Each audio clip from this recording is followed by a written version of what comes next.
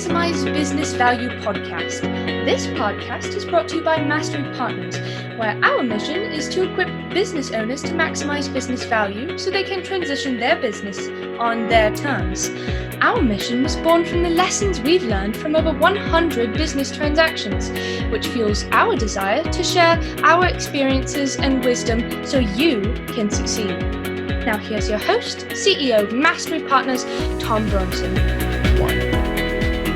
Hi, this is Tom Bronson, and welcome to Maximize Business Value, a podcast for business owners who are passionate about building long-term sustainable value in your business. This episode is part of our series on the value of assessment tools for any organization. You probably have heard about various assessments, and chances are pretty good that you've had some exposure to one or more assessments during your career. Well, this series explores the best ways to use these assessments to improve your business, and that's what we're all about here at Maximize Business Value. Today, we're going to explore the CliftonStrengths assessment, and I'd like to welcome our guest, Brandy Schade, a Strengthology Leadership Consultant. Brandy helps businesses by improving people, processes, and performance, and helps people reach their full potential by leveraging their strengths. People who have fun and do what they love are 6 times as likely to be engaged in their jobs, and high levels of employee engagement increase profitability and productivity by over 20%. Now, I first met Brandy a few weeks ago when she presented Strengthology to an accountability group that I'm in. Yes, I also need an accountability group. I was so fascinated with the results, I knew we had to have her on to talk about CliftonStrengths and Strengthology. So welcome to Maximize Business Value, Brandy. Thank you very much. I'm very happy to be here, Tom. Thank you for having me on the show. Tell us a little bit about your background and how you got into this line of work. Yeah, so my background is not typical for this line of work. I actually got a degree in actuarial science, which is the mathematics of insurance. And I spent a lot of the first half of my career in the technical side of the business. I eventually moved into process improvement, which is where I discovered that in order to improve processes effectively, you had to know how to work with people really well, and you had to understand how they were motivated, and you also had to understand how to get them to accept the changes that were coming. My brother, Trevor Schade, who runs a real estate team in Omaha, Nebraska called the Exclusive Listings Group, he's the one who first initially introduced me to Gallup CliftonStrengths assessment and said, by the way, he is a maximizer and an individualization, from the Gallup CliftonStrengths. He has those 2 strengths. And so he has a talent for seeing what people would really enjoy and love doing, and knows how to help maximize those people. So he introduced me to the assessment. I took it out to all my friends and family. I started studying everybody. And then I ended up creating an entire process around how to facilitate this with groups of people while I was at Sabre, a travel technology company. And eventually I created my own platform so that not only could I use my process that I built, but other coaches and managers could also use that process. And it is slick. I will have to tell you, I really enjoy it. I've been back to it several times. In fact, we're going to talk about mine a little bit later on. Well, let's talk a little bit about CliftonStrengths assessment. What is CliftonStrengths? And tell us a little bit of the background on kind of how it came into existence. Yep. So there's a guy named Don Clifton who's no longer with us, but he was fascinated with people's strengths and how to help people do what they do best every single day. And he was a professor at the University of Nebraska. So over 40 years ago, they just did a ton of research to figure out, well, what behaviors are people actually exuding? And they found that there were 34 behaviors or personality traits or talents that people seem to generally have. And so once they established what those were, they said, okay, now we just need to figure out how to, have people take a survey so that they can then know what is the particular order of these strengths that they have. And the way that you guys can think about this is think about a neural pathway that is formed in your brain by the age of 14 years old. So at the very top of this Clifton strength, when you get your number 1, 2, 3, 4, 5 strength, these are neural pathways that are huge interstates in your brain where there's lots of traffic flowing. Where the bottom ones are like little tiny back roads that we barely ever access. There might be a subtle car, of thought flowing on that once in a while. If we really try really hard, we can tap into that. So my path is not to determine how you got there, but is to go, okay, this is what you got. This is what we're working with. So how do we make the best of that? How do we put you in an environment that allows you to be at your best with your gifts that you have cultivated? And so, the assessment's about a 45-minute assessment. It puts those strengths in order. And then you get the results of, okay, this is where I'm at my best. And this is where I'm not, when you get the full 34 strength assessment. Now, so I didn't hear you say this. About what year, what time frame are we talking about when this was over 40 years ago? Okay. All right. So over 40 years ago. And if I understand correctly, then these neural pathways that are established kind of by the time you're 14 years old, does that mean that if I took the assessment when I was 15 and if I took it again now that I'm 58, that it would be approximately the same thing? So it really depends on how you take the assessment, because it is a self-assessment. So anybody could change their results and get different results if they wanted to. However, if you are very authentic and you're being true to self, your results should relatively not change.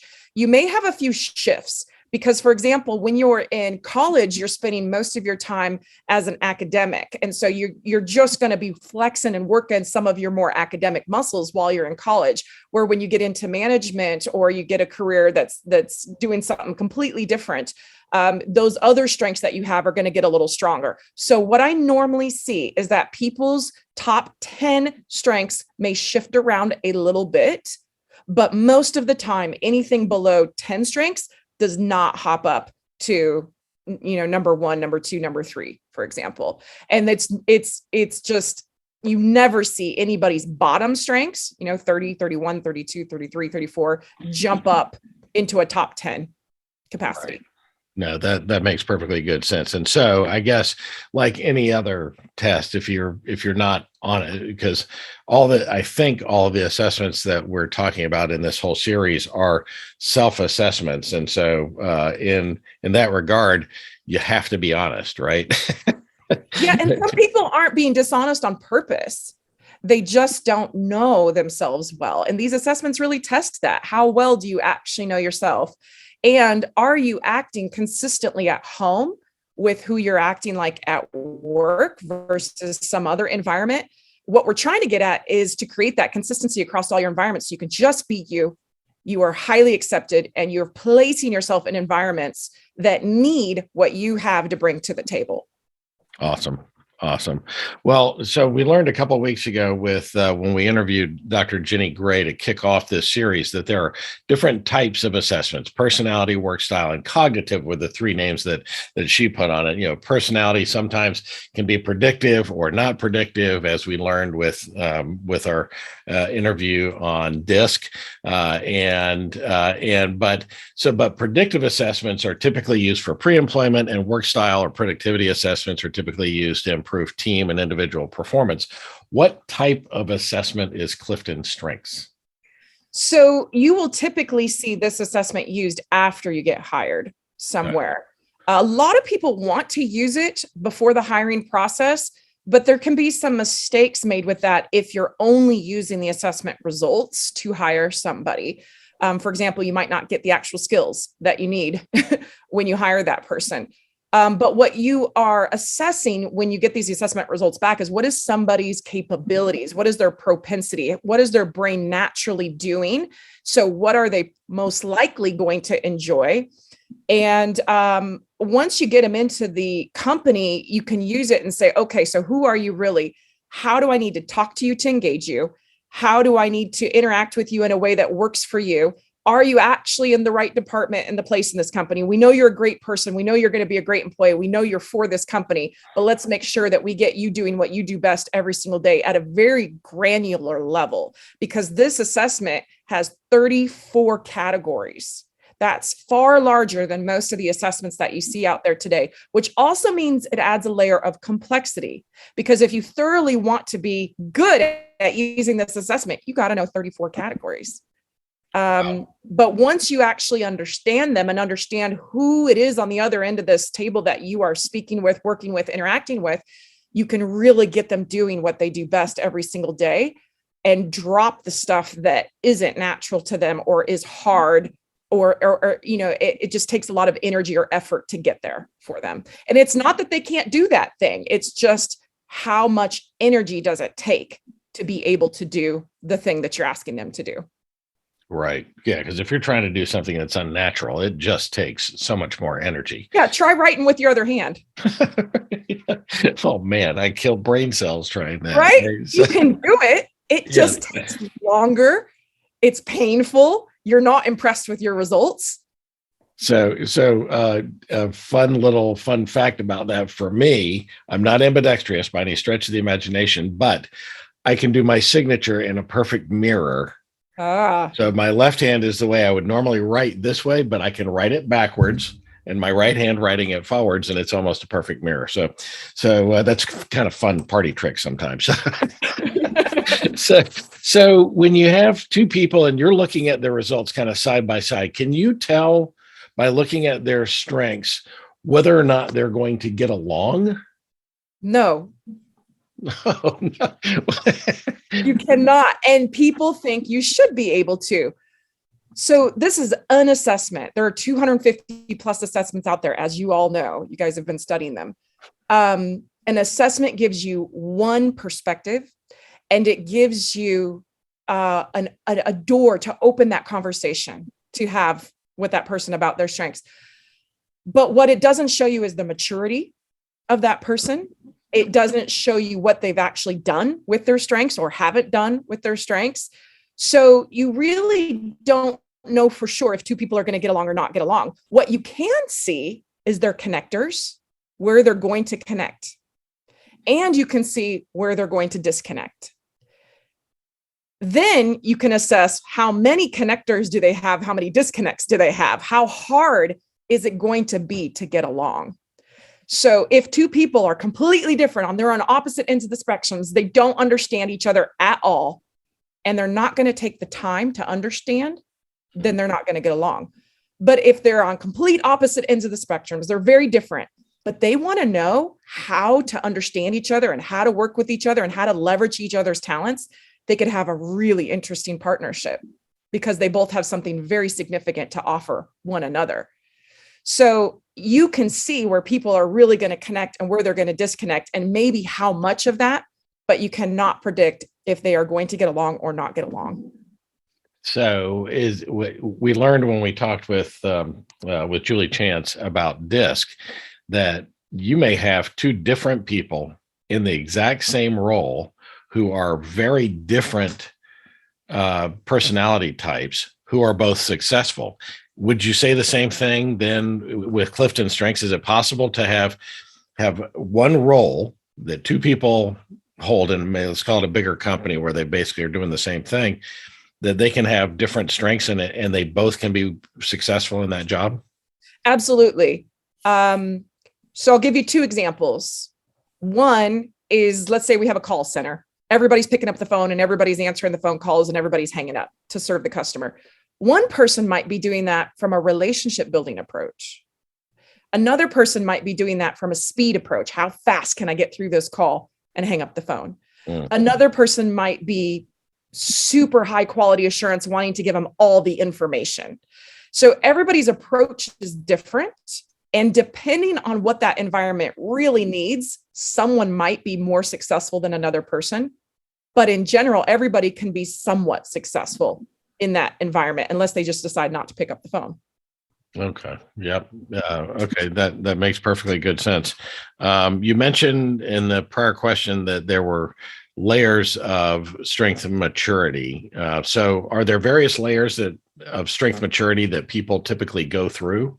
Yes. And let me give a little more color around that before I answer that question exactly. So I want you to think about, what if a 5-year-old has your strengths, Tom? 1, 2, 3, 4, and 5 in that order. Are you or the 5-year-old more mature? Oh, definitely the 5-year-old. Right. Who knows their strengths? Yeah, So, they are mature in their understanding of you're hoping that you, Tom, kind of know yourself a little better. You've had some experiences that allow you to understand where your strengths have been successful, where they haven't been successful. We're expecting you to have a little more maturity around your emotional response to your strengths. So that's what I mean when I say strength maturity, is that you could have, by the way, it's very highly unlikely that you have two people with the exact same strengths in the same order. But if you did, then age and experience and maturity matters. So that spurs a question for me. I don't know if we're asking later on. I didn't look ahead, but there's 34 strengths. How many combinations are there? So if we just focus on the top 5 strength only, so if we're just looking at top 5, that's over 33 million combinations, which makes my job very interesting because everybody I meet is 1 in 33 million people. So there are only 10 people with the top 5 strengths. There are only 10 people, or theoretically, if there's, let's call it 330 million. I think there's like 350 million people in the US. 330 million. There's only 10 people like me with my same strength on average. So if you have 7 billion people on the planet and you divide that by 33 million, there's around 216 people on the planet like you today, just looking at your top 5 strengths only, and they're all different ages. So let's say we have one in each age group, 1 to 100. There's only 2 people in your age group, and you're one of them, like you, that's the exact same age with the same top 5 strengths on the planet. Wow. And if we look at all 34 strengths, right, that's 2.59 times 10 to the 30 something power of combinations. All right. I know you're a scientist. You already said that you were an actuarial scientist. I don't even understand what that means anymore. I don't either, because it's astronomical. It's a star in the sky. And if we all live to be 100 years old, you take that number, 2.59 times 10 to the 30 is something power, divided by 100. That's the number of lifetimes you have to live to even remotely meet someone like you from a strengths perspective only, not someone that's had your experiences, not someone that has your religion, not someone that's from the country you're from, not someone that's had your parents. So it's so incredible how truly unique each person is on this planet. Good Lord. Now, all right. So let's just say that we've got 2 people with the same strength order, that somewhere in your system, you found 2 people that have that. Do we treat them exactly the same? Absolutely not, because again, they're never going to be the same in the full 34. You might just be looking at the top 5 or the top 10, but also they're different people. They've had different experiences. They're at different ages and different maturities. They have different goals. They have different wishes. So this is just one element that we are using to open the door for the conversation to get to know them better. But we still have to ask all the questions of who are you? What do you care about? Where do you want to go in this world? Where do you see yourself? All of that matters on top of just understanding how they're motivated and what's going to work for them and what might not. And that's what this is all about. And this is why we're doing this series. It's about learning better how to work with people and maximize productivity and things like that. And I'm very excited about some of the things that I'm hearing here, because to me, that knowledge is power, right? That if I know somebody's strengths and I know their weaknesses, if I know where they're not strong, right, then I can use that to my advantage as I'm growing my business. Right. And you can use that to their advantage. Yes. If you are helping them be at their best every single day, they're never going to leave. The loyalty is through the roof, but you're also getting the best out of them for your business. It's a win-win-win for everybody. Yeah. And I'm a big fan. I've always I've always hired the best people I can, and I knew that when I hired them that this was not the last time they were going to accept a job, that they were going to eventually move on. And I don't know if you're a fan of Ted Lasso. I really enjoyed that short series on Apple Plus, but it was there was a saying in there. It said, "Good bosses hope their people will grow and move on. Great bosses know they will." Absolutely. And so if you're helping someone really maximize their strengths, then you're really helping them in your career. And yes, they'll probably move on, but in the reality is that the time that you're helping them in your business, it's going to improve your business immensely. All right. So someone is not like me. All right. How do I maintain? So I'm the boss, and I've looked at these strengths, and I've got people on my team that are not like me, and these are my direct reports. How do I maintain my authenticity of who I am and use my strengths while also accommodating their needs? Yeah, this is a great question. This is a hard one because maintaining sense of self, but also adjusting your behavior to help someone else be successful doesn't necessarily coincide with one another. So this is the conversation where you're saying, okay, this is what I'm like. This is who I am. This is who I need to be. I need you to help me, allow me to be myself. That's important. But then also saying, but I care about you and I care about your success. And I understand this is what you need. So how are we going to do this? And sometimes two people can actually do it together, and they can maintain the balance of self and collaboration with someone else who's very different. Sometimes they need a third party. So for example, if I'm a manager and I have a set of strengths that doesn't necessarily work well with others, I might put someone in between me that works really well with others who also works well with me, because then everybody gets what they need, but it doesn't have to be me. And I'm jumping ahead a little bit to something that I know we were going to talk about a little bit later in this podcast, but I think it's important to say now. One of the questions I get all the time is, what strengths do I need to be a leader? And the brilliant thing is, to everyone listening, is that the only thing you need to be a leader is to want to be a leader. Now, once you decide I want to be a leader, if you are 1 in 33 million out there, no one can lead the way you lead. So that's the tricky thing, because we're listening to all these books, we're listening to all these podcasts, we're listening to all this feedback that we get from everybody, all the advice we get from everybody as when we are a leader.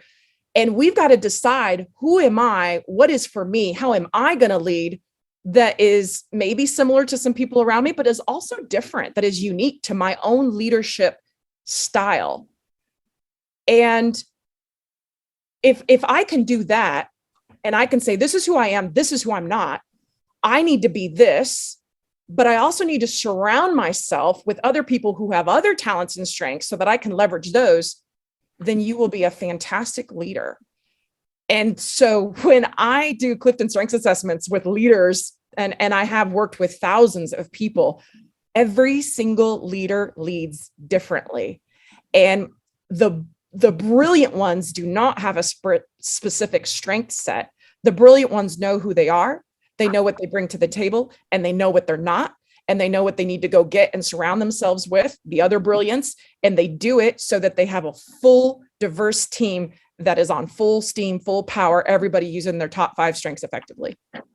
And that is how businesses scale, right? Yep. I mean, that's, every leader has weaknesses. One of my tenets of leadership, in order to, I recently did a podcast, and I've done numerous keynote talks on productivity and taking massive action and really improving your own personal output. And it's the key to me is what I call know thyself, right? It's understanding your own strengths and weaknesses and being able to compensate for those separately, right? And so understanding your weaknesses, what do I need to go out to do to get that? So you said that absolutely brilliantly. Let me ask you, by the way, it also validates what you just said here, something that I've said for my entire career.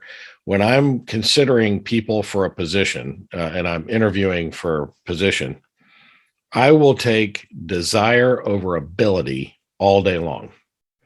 If somebody doesn't have the skill set that I'm looking for, and in this case, perhaps the strength, I will take the desire to do the thing far in advance of somebody who has already got a demonstrated capability. If you can train skill.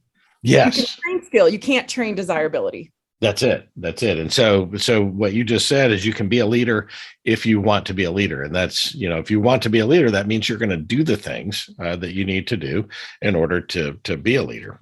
And there's a wonderful book out there called The Ideal Team Player by Patrick Lencioni, who really describes the 3 things you really need to look for in a person that you are hiring in order for them to collaborate well with the team, to always be learning and be humble, and to also have the skills and the performance needed. I like to layer that on top of the CliftonStrengths, because so Gallup does not, say that the Gallup CliftonStrengths should be used for hiring, because you can be biased, right, as you hire. However, you can ask lots of questions during the interview to really gauge what that person's top 5 strengths are. And so I like to ask the questions that help me understand what their strengths are, as well as asking questions that help me look for those 3 things out of Patrick Lencioni's book and put them together as I'm hiring a fleet of people. And it has been a very successful approach for me. Great. Yet another Patrick Lencioni book that I need to add to my already full bookshelves. I will be doing that. It sounds like a great book. Well, one last question before we have to take a quick break. What happens when someone has 2 completely opposite strengths in their top 5? Yeah. So I just had one of these the other day. A woman who works as a senior director at Point B. She has both command and harmony. Yes, very different. In her top 2 or 3. And she tries to keep the peace. She tries to keep the harmony. She tries to do things very collaboratively. But when she needs to put the hammer down, she comes in and really puts the hammer down. She has zero fear of conflict, although she does try to do things peacefully and accommodatingly. And she's a strong negotiator, and she's a strong collaborator. So basically what I'm saying is that she just has both. She has this interesting balance of being able to be highly harmonic and collaborative and peaceful, but also has this strong ability and strength to be a strong negotiator, high command, command the fleet, get everyone to follow her, and very, very influential, as well as a strong relationship builder. Wow. Well, so you do find that on occasion that people have. Yes, you do. Yeah. You have these anomalies. It's very rare. When usually there's a trend of who has what and what's around it, but something like that is just a straight up anomaly, which are always the people I love speaking with about that, right? How does that work for them? I've spoken to her in lengths about that. I'm going to have her on one of my shows. I do a show that's open to the public every single Monday at noon. If anybody ever wants to join that, it's just a Zoom, and it's where you can ask a lot of questions and I answer. And I've been going through all of the Gallup CliftonStrengths since last November. But starting in August, I'm going to have people on that have these types of anomalies and have interesting pairings, or have 2 people that have very similar strengths but are different, so that people can actually ask these questions and get to know these people and understand how these people see the strengths for themselves. Because I think that is one of the best ways to really understand how unique we are and how hard we have to work to effectively work with other people. Well, that's great. In the back half, we're going to find out how folks can join up with that. We're talking with Brandy Schade. Let's take a quick break. We'll be back in 30 seconds. Every business will eventually transition. some internally to employees and managers, and some externally to third-party buyers.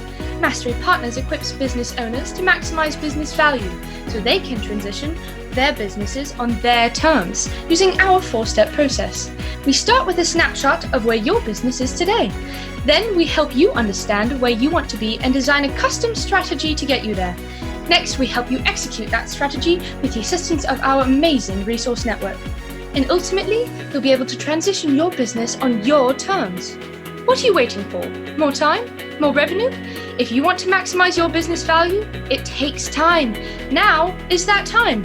Get started today by checking us out at www.masterypartners.com or email us at info@masterypartners.com to learn more. We're back with Brandy Schade, a Strengthology Leadership Consultant, and we're talking about the CliftonStrengths assessment and how to use it. Now we're going to have a little bit of fun, Brandy. So as our audience already knows, I've taken all of the assessments that we're highlighting during this series. And so let's use me as a guinea pig. And first, what insights can you share about my assessment with our audience? So the way that your assessment is unique, Tom, is that you have 6 of 8 influential strengths in your top 7 strengths. All right. So before you expand on that, I don't think we said in the first half, kind of what are the categories of the strengths then? Good point. Influential, relationship building, strategic thinking, and executing.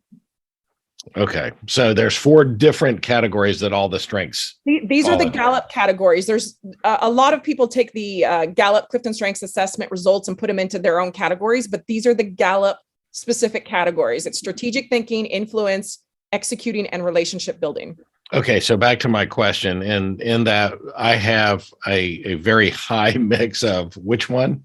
So there are only 8 strengths that have influence that are, let me say this. It's not that they have influence, but they are naturally influencing strengths.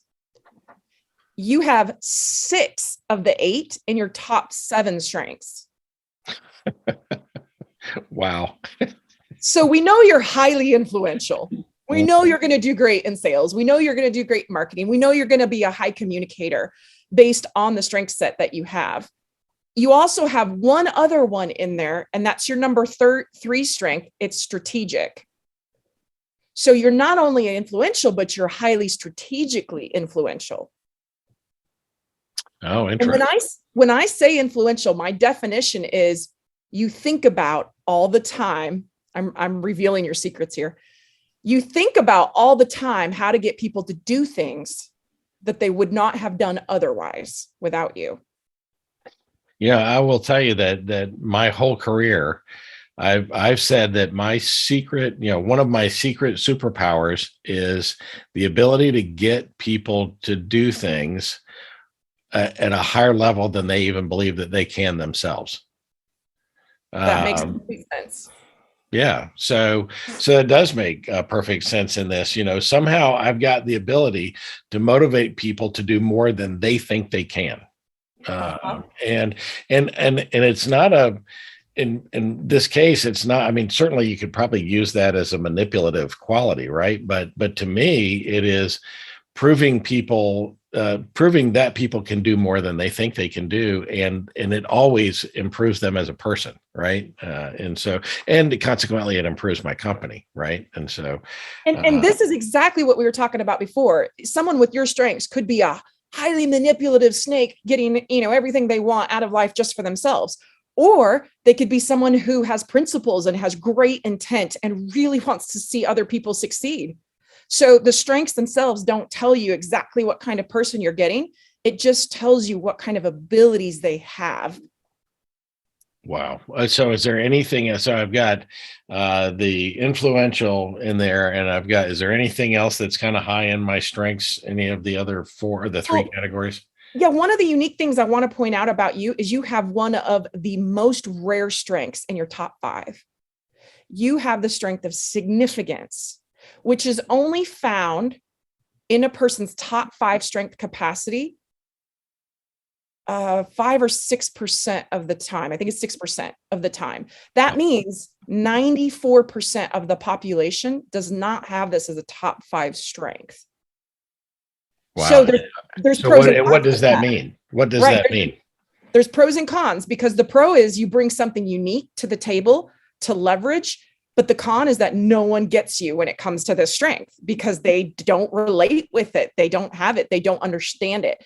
So what significance is that you are not going to be successful in a little cubby by yourself where there's no visibility on you. You are going to be at your best when the spotlight is on you, when you're highly visible, when the projects or initiatives are really high risk, there's a lot weighing on it. But if you actually win at them, they're going to have a huge impact. And it just means you physically cannot spend time on things that are not significant, that are not going to have a significant impact on the world, on people's lives. You have to be a part of something that is majorly significant in order to be interested or engaged. That's surprising that is a rare strength, right? I would think that more people would have that. Of course, that's the way I think, right? Well, and think about the Olympics. Who on the Olympics gets on this, publicized performance and actually beats their own record? They perform better when they are in front of the world than they do when they're by themselves practicing. Those people have high significance because they're engaged and actually do their best work when all eyes are on them, when the world is watching. Oh yeah, that's it. So many people think that it's gift of gab or whatever. The fact that I do a lot of public speaking, my long running joke is when someone asks me if I can speak at a conference or somewhere, I'll say, absolutely. I've got 3 requirements. Number 1, I need a topic. So that's very important because I can talk about anything. I don't have to know anything about the topic. I need a microphone, potentially, depending on how large the hall is, but I can speak comfortably to probably a crowd of 200 without a microphone. And then please, for goodness sakes, I need a time limit. That is very important. That is probably the most important of the 3. So I don't care what I'm talking about. It's the 3, but it's that significance. I'm on stage. I am in front of people. I thrive on that. And that helps me understand why I thrive in that environment. It's one of these odd things, Brandy, that when I'm on stage, it gives me energy. That for a lot of people, if you're an extreme introvert, and you hate being in a public stage, it can drain the energy out of you. It gives me energy, but when it's over, it's like this crash, right? I mean, 2 hours after, it's like I ran a marathon. Yeah, because you're giving so much energy and love and passion to that because it is so motivating to you and so energizing to you. You have a strength of communication, which loves to speak to crowds. You have the strength of significance. You have the strength of command, which loves to command the room. So between those 3, you're communicating, you're being significant, you're winning the crowd over with your woo and your competition. You're probably sharing some very strategic and influential type approach to whatever it is you're talking about, and you're commanding that room. So all your top 7 strengths are just on full throttle during that time that you are on that stage. Imagine how excited I was when I made a first glance at the list and I saw number 8, which is Arranger, which I originally misread as Avenger. I thought, I'm going to make a movie. I thought I'm an Avenger. Oh, okay, I'm an Arranger. All right, I get that. But I wanted to point out something else that I thought was pretty significant here. I have ADHD, but my number 10 strength. Okay, now listen. Let this sink in to our audience. I have ADHD. My number 10 strength is focus. Let me ask you this: which strength is the squirrel strength? There's 2 strengths that kind of tend to be more like squirrel, squirrel, squirrel, squirrel, squirrel, squirrel. Wait a minute. Are they in mine? Are they in my top 10? Huh? One of them is. All right, wait a minute. Let me just look at my list here. uh, activator. Is that That's it? right. Okay. Great. And that's my number 4. Great. Good job. I'm so proud of you. Yeah. So that's the one that's like, let's go, let's go, let's go, let's go, let's go, let's go, let's go. Let's get going. Let's get started. Let's go. I'm impatient. Come on. Let's go. What are we doing? Let's go. And it doesn't care about the result. It cares about, let's just get going. Let's activate myself. Let's activate others. If we just take the action, we'll learn from the action. So let's just take the action. Who cares about the result? We'll see what that action actually produces, and then we'll know what to do next. And so it's the one that can get caught up in, oh, there's this to act on. Oh, there's this to act on. Oh, now there's this. Now there's this. And it's like, oh, there's all these things to act on, where you're never necessarily focusing or executing or finishing something.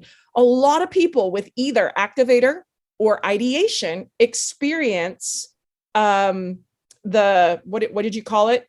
The hyper. You're talking about the squirrel or the ADHD? ADHD. Yes, ADHD. Yes. Mm-hmm. Yeah. Yes. So people with high activator, high ideation will tend to experience. I don't know what you call it. I'm sorry. I don't know if it's a syndrome or a ADD, ADHD. The label. I just have a lot of energy. The characteristics that go along with ADHD are I find them a lot in people who have ideation or activator. Now that's not to say that anybody who has that. I just see it more often in those people. Right. Well, it's one of these things that I've told folks a lot. We treat, our school system treats ADHD as a disease. We tend to treat that in children. Which I don't agree with at all. I think it actually has its own set of gifts that people don't understand. Well, that's it. And I would love to see an experiment with a teacher who would be brave enough to do this, to put all the ADHD students or the kids that have been diagnosed with ADHD in one classroom, to teach them how to use their strengths, right? And I will tell you that one of the strengths of someone who's properly trained to do this with ADHD is hyper focus. It's the ability to, I get the squirrel and the distractions because I'm that way all the time. People who know me and work with me understand that, but I also have the ability to put the blinders on and be relentlessly focused for short bursts of time. I can't do it for 8 hours, right? But let me completely flip this on its head really quick. Mm-hmm. If you're in a room of people and you're socializing and you're trying to win, let's say conference, you're at a conference, you're trying to win everybody over. How long could you do that for? Could you do that for 8 hours or 12 hours a day? You mean standing on a stage? No. Not standing on a stage, just in a room full of people where you're winning them over, you're talking to them, you're influencing them. Oh yeah, I could probably do that for 12 hours. So I can't do that for 12 hours. So now do I have ADHD because I can't do that? 12 hours. That's my point, is you have the ability to sit there and go from person to person to person to person to person to person, win them over, talk to them, get them doing something, influence them for 12 hours straight. To me, that's a huge amount of focus that you have. It's just on a particular thing that isn't valued by the school system. So nobody wants you doing business development in a classroom all day long, every day. That's a pain for the teachers, but that doesn't make you less than everybody else because you're not academic like everybody else. You just have different gifts, and those gifts that you have are not made for that academic environment. Wow. All right. So back to we've talked through some of my specific strengths, and we didn't really kind of go way deep on the list, but knowing my kind of top 10, my top 5, and let's say I'm working for someone, a business owner, what can they learn from my top 5 strengths about how to work best with me? So there's a couple of things. I mean, one, if I saw your strength profile, I'd say, okay, are you interested in sales? Are you interested in going to the conferences? Are you interested in, things that have to do with public speaking or communicating to the clients or business development? So number one, I could look at your strengths and go, these are things you will most likely enjoy, but I still need to ask whether these are things that you would enjoy. Now, let's say, yes, Brandy, I would love to do some of these things. One of the things I can learn from you is, look, I don't have any of these. I mean, how do I, improve my abilities to win people over or communicate or get people to do things or influence? If I have a learner, let's say, as in my top 5 strengths, I could learn from you. It might not be as natural to me, but I could certainly learn from you. So now I'm understanding what you need. I understand how I need to talk to you. So for example, if you're an activator, I know I need to get whatever I'm going to say out quick. I don't need to spend a whole lengthy dissertation giving you information. I need to get it out quick and let's go. Let's get moving. So I know how to interact with you. I know where you're going to be at your best. And I can see, how other people are going to engage and interact with you well or not well as well. So I might be able to start pairing and partnering you up with the right people.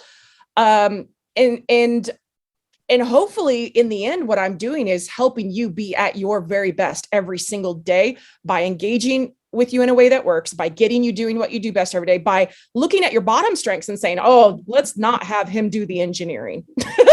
Let's have him in front of the crowd and the people. Let's have him influencing and doing the sales for the engineers. Let's not have him in the dark room plowing away through code for the next 12 hours. Let's not have him analyzing spreadsheets. Let's not put him doing that. Let's not make him the chief harmony officer. Right. I mean, we have full confidence in you, Tom, that if you had to do that for your family and you had to make that work, you could do it, but let's just not make you do that. It's just not a win-win. You're not going to be happy. You're not going to be engaged. It's going to be like pulling teeth. It's cost you energy. It costs us energy. It just doesn't make sense. I love that. And now is it typical in businesses where you engage that you're sharing, let's say you're working with a leadership team, and my leadership team in my last company, I had and the entire leadership team had maybe 12 or 14 people on it because we had different divisions running different things. And then we had, corporate officers and whatnot. Is it typical that you would share the strength results, publicly with the team so that everybody can learn how to best communicate and work well together? So what I recommend on a leadership team specifically is for them to take the assessment and then meet with the coach one-on-one first. I think it's very important for them to feel comfortable in their strengths and feel like they're understood, in a detailed way before taking it publicly. But I do think that once everyone has gotten there and they feel very comfortable and grounded with, yes, this is who I am, I'm comfortable sharing this with the rest of the team, it is hugely important to share for the rest of the team. Because if I'm on the leadership team with you, Tom, I know what to come to you for.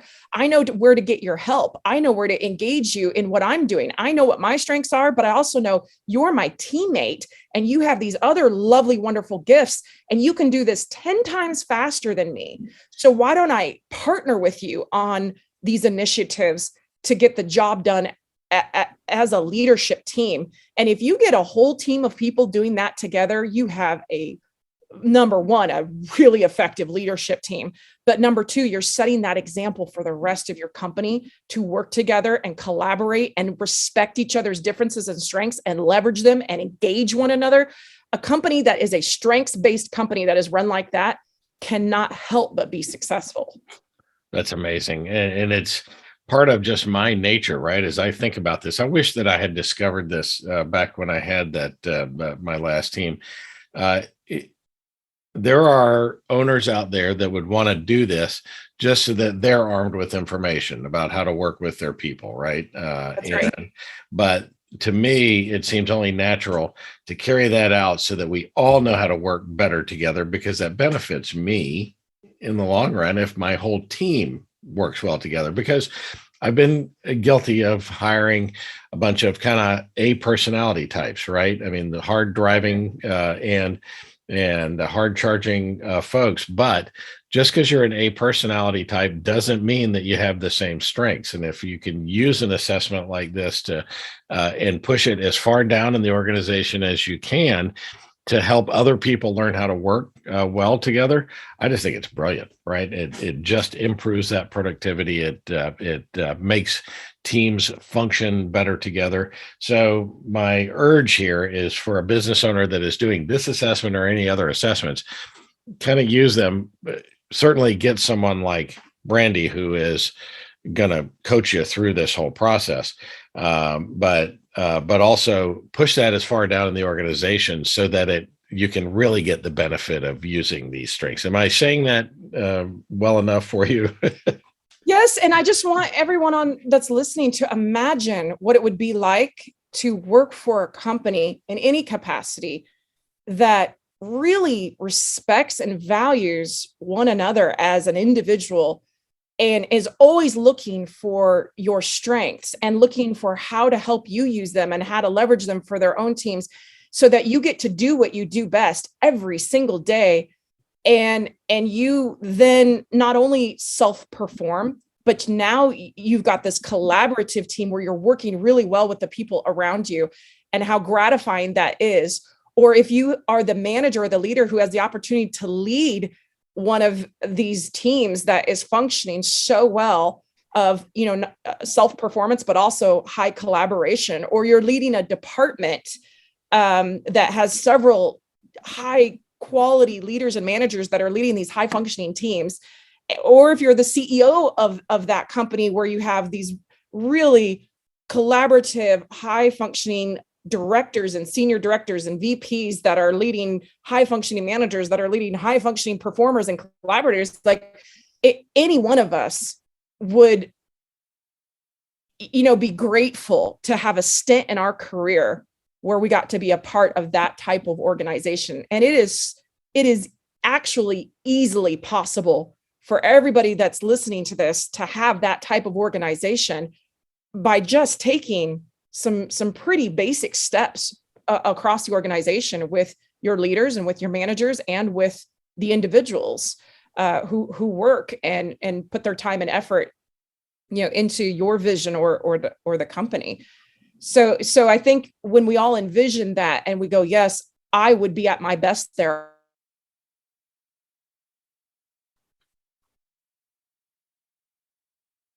And I would want to help that company succeed. I think that's one of our employees that are at a particular company. Awesome. I love that. Now, is there any type of specific types of businesses that CliftonStrengths are better for, or will this work kind of across the board? I would like to share with you, I have a strengths-based salon, beauty salon in Omaha, Nebraska called 7 Salon. I work with my brother's real estate team, Exclusive Listings Group. I work with Microsoft, who is a big tech company. I have worked with Liberty Mutual, which is an insurance company. I could go on and on. Baylor. I work with universities, with students.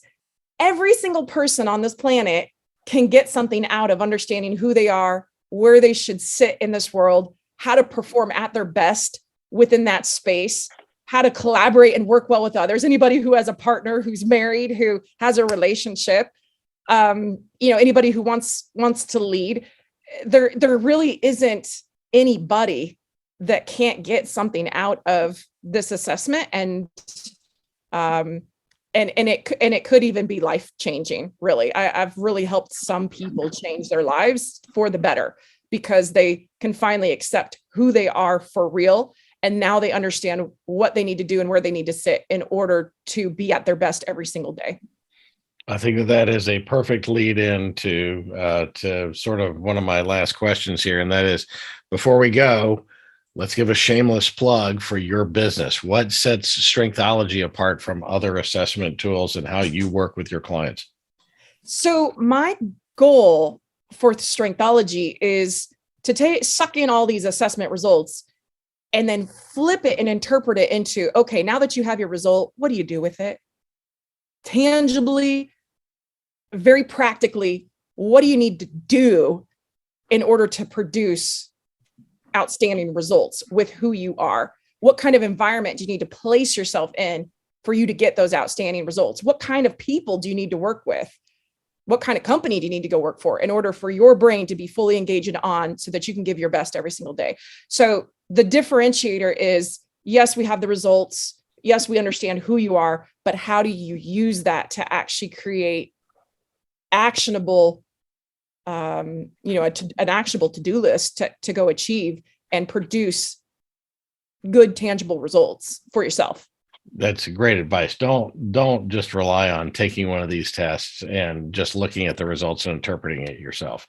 Find someone like Brandy who can help you understand the implications and put together an action plan of things. I love that approach that you guys have and would recommend that. One last business question. This podcast is all about maximizing business value. What's the one most important thing you recommend business owners do to build value in their business? The reason why I stepped up to take on an endeavor like this was because what I learned, what was most important throughout my career, throughout my life, were the relationships that I had built with other people, the partnerships that I had created with other people. I can't tell you how many other people out there help me be successful because of the relationship and the partnership I have with them. When I am helping others be successful, they turn around and help you be successful. And this tool, in my opinion, enables everybody to be able to create those deep, long-lasting relationships and partnerships with really good people and partners that will help your business thrive. So if there's one thing that I could just, highly suggest to people, is to really focus on the quality of the relationships and the partnerships and the clients that you are building and maintaining, because those will impact and affect your business long-term. I love that. That's a unique answer that I have not heard before on this podcast in 120 episodes. So congratulations. But that doesn't let you off the hook. I have to ask you my favorite question. My bonus question is, what personality trait has gotten you into the most trouble over the years, Brandy? So if I do not understand why we're doing what we're doing, if we're just doing it to do it because someone said so, I really struggle to do it. I am all about how do we very quickly deliver value, a high amount of value in a short amount of time. And so, and I'm a process person, but if the process doesn't make sense to me, I really struggle and I question it, and I kind of put up those brakes, and I kind of become a little belligerent. And it's sort of like I cannot make myself do that thing if it just doesn't make sense to me to do it, because it's not driving a high amount of value in a short amount of time. So I think stubbornness is the answer you're looking for. But it is the one trait that has gotten me in the most trouble throughout my career. I love that. In fact, that's the kind of thing that I would have been looking for from my leadership team. I was always looking for people who had different points of view and opinions, because I agree. We do things so many times that are just by rote. We do them because we've always done them this way, right? Mm-hmm. And I always look for ways to break and mix things up. And my favorite saying in business is, if it ain't broken, break it, because there's got to be a better way to do everything, right? And that's your command coming in. Take that wrecking ball and crush it and crash it. So you have to pick up all those pieces and build it better. Yes, that's it. You just described it. It's so funny. It's the assessment was awesome, and it helped me understand some things about myself as well. So I highly recommend folks do that. How can our viewers and listeners get in touch with you, and how can they see your weekly Zoom call? Yep. So you guys can find me on LinkedIn under Brandy Schade Strengthology. You can literally send me a one-on-one message. I love building one-on-one relationships with anybody who reaches out to me. I post my Zoom calls fanatically on LinkedIn, so you can follow my posts and catch them there. And you can reach out to me through email, which is brandy.schade@strengthology.co, not .com, it's .co. I do have a business webpage you can go to. It's www.strengthologyleadershipconsulting.com. But I also, if anybody's on this call who's already taken the Gallup CliftonStrengths assessment and wants to use the tool just to get the insights, you can go to www.strengthology.co and sign up there, register, and put your strengths in there to get some additional insights from a web application. That website, Strengthology Leadership Consulting.com. I think so, Tom. I gotta go look at it. I know. Okay. I was just wondering if we could try and fit in a few more letters into that website name. Oh my gosh. I know it's tough. It's tough these days. Brandy. And actually, we're going to be changing it all to the strengthology.co in the future. But for now, yes, it is www.strengthologyleadershipconsulting.com, which is where you can see a lot of my, podcasts and pricing and, just some of the things I've done. But the web application also it's a different site right now. It's called www.strengthology.co. Yep. Perfect. Don't go to that one thinking you're going to find Brandy. You'll find her at the strengthologyleadershipconsulting.com. Brandy, this has been so fun. Thank you for being our guest today. Thank you so much for having me, Tom. I really appreciate it.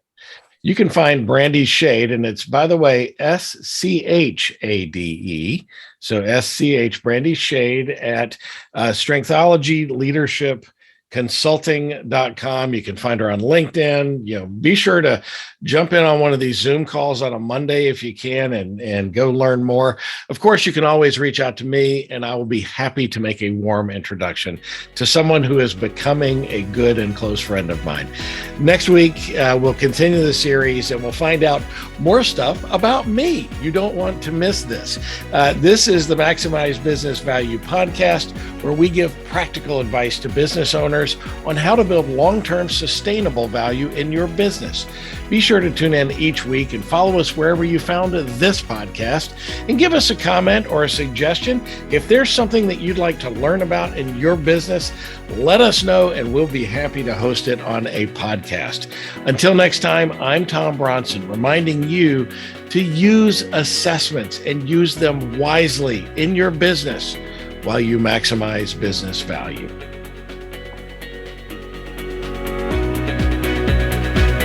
Thank you for tuning into the Maximize Business Value podcast with Tom Bronson.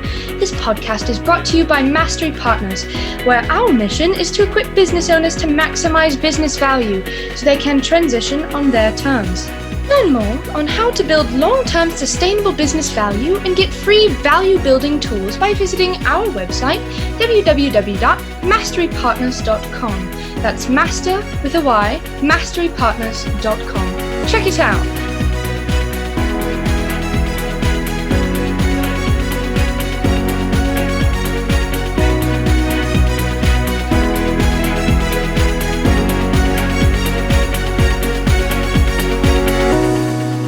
That was perfect. I wouldn't make any changes on that.